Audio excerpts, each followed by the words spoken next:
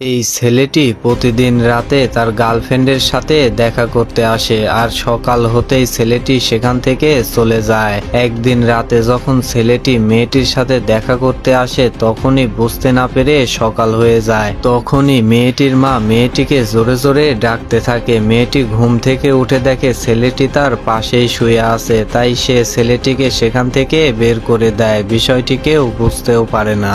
সকালে খাবার খাওয়ার পরে মেয়েটির বমি হতে শুরু করে। তখনই মেয়েটির বাবা মেয়েটির মাকে সব দোষ দেয় আর বলে আজকের পর থেকে খাবার ঠিক মতো তৈরি করবে। রাতে যখন ছেলেটা তার সাথে দেখা করতে আসে মেয়েটি বলে আমি প্রেগনেন্ট। এই কথা শুনে ছেলেটি অবাক হয়ে যায়। সে মেয়েটিকে বলে বাচ্চাটা ফেলে দাও। মেয়েটি তাকে বলে যা হয়ে যাক না কেন আমি এই বাচ্চার জন্ম দিতে চাই।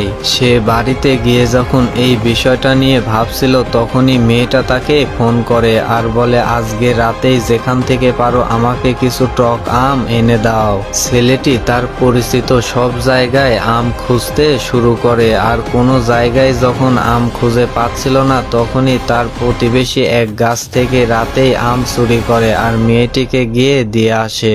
সকালে মেয়েটির মা ফ্রিজ খুলতেই তার ভিতরে কিছু আম দেখতে পায়। সেগুলো নিয়ে মেয়েটির বাবার কাছে যায়। তখনই মেয়েটি এসে বলে এগুলো আমি খাওয়ার জন্য কিনে এনেছি। সেদিন রাতে যখন ছেলেটি তার সাথে দেখা করতে আসে মেয়েটি তাকে বলে আমাকে প্রেগনেন্সি সম্বন্ধে কিছু আইডিয়া দাও।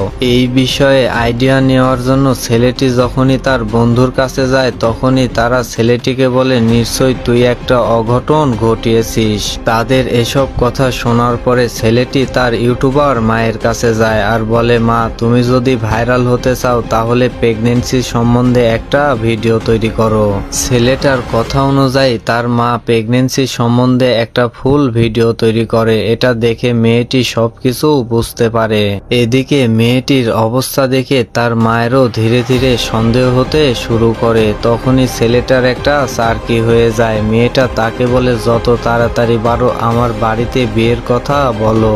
মেয়েটির এই কথা শুনে ছেলেটি তার অফিস থেকে অগ্রিম কিছু টাকা নিয়ে একটি গাড়ি কিনে আর মেয়েটির বাড়িতে বিয়ের কথা বলতে চলে আসে।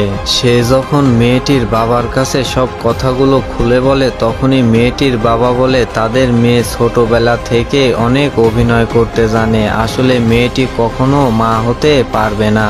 মেয়েটির পরিবারের কাছ থেকে সে এসব কথা শোনার পরেও বলে মেয়েটি যেমনই হোক না কেন আমি তাকে বিয়ে করতে রাজি আছি। বন্ধুরা আজকের ভিডিওটা এই পর্যন্তই। পার্ট 2 দেখার জন্য পেজটি ফলো দিয়ে সাথেই থাকুন। ধন্যবাদ সবাইকে।